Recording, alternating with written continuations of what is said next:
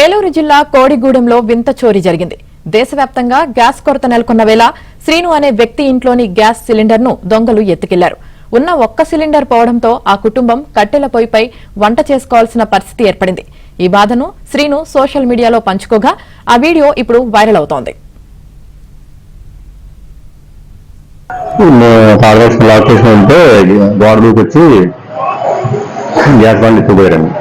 బయట గోడ బయట వేసుకుని ఎత్తుకుపోయారు.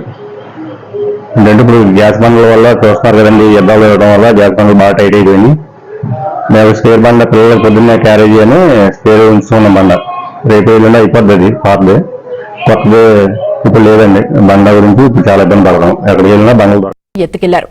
ఉన్న ఒక్క సిలిండర్ పోవడంతో ఆ కుటుంబం కట్టెల పొయ్యిపై వంట చేసుకోవాల్సిన పరిస్థితి ఏర్పడింది. ఈ బాధను శ్రీను సోషల్ మీడియాలో పంచుకోగా ఆ వీడియో ఇప్పుడు వైరల్ అవుతోంది. లాక్ చేసి ఉంటే గోడ దూకొచ్చి గ్యాస్ బండ్ ఎత్తుకుపోయారండి. బయట గోడ బయట వేసుకుని ఎత్తుకుపోయారు.